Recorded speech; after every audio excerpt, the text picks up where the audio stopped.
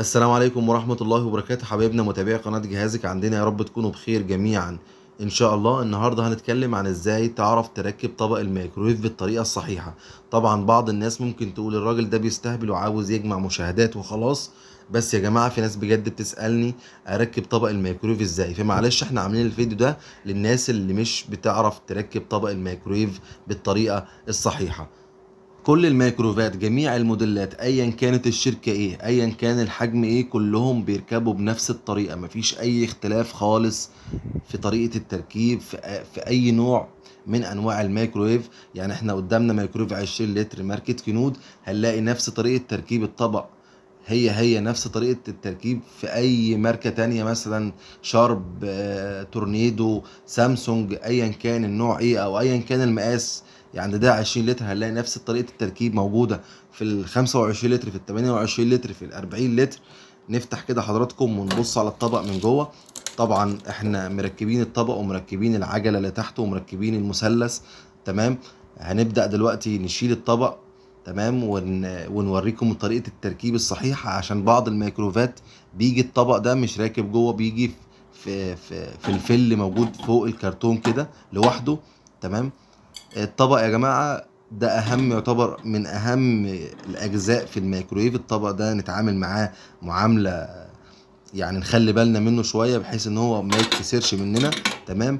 برضو العجلة دي بيكون عليها مدار عمل كبير، فبرضو نحاول نحافظ عليها وننظفها كل وقت.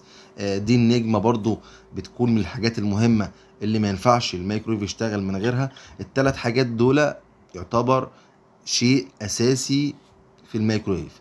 النجمة دي تمام، تركيبها بيكون سهل جدا في اي ميكرويف بنفس الطريقه، ولا هنلف يمين ولا شمال، هي بس تنزل في مكانها الصحيح وخلاص.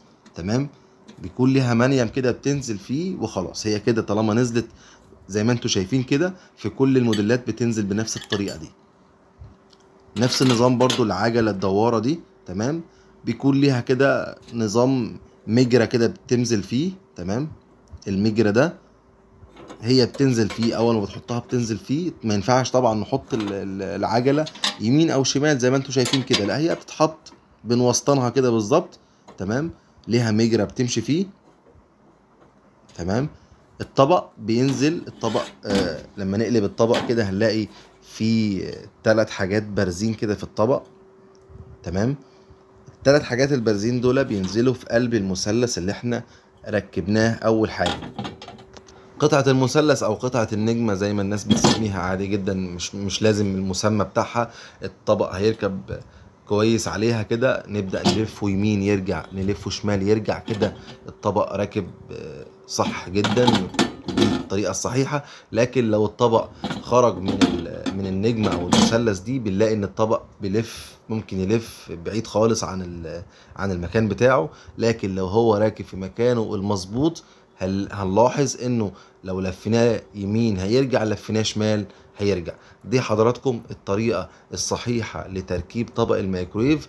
اظن مفيش اسهل من كده. كل الموديلات بكل الاحجام بكل الانواع، ايا كان النوع ايه او ايا كانت الشركة ايه، نفس طريقة التركيب. كده حضراتكم الفيديو بتاعنا خلص. لو عجبكم الفيديو يا ريت نضغط لايك ونحاول نشارك الفيديو مع حبايبنا واصحابنا. استودعكم الله والسلام عليكم ورحمة الله وبركاته.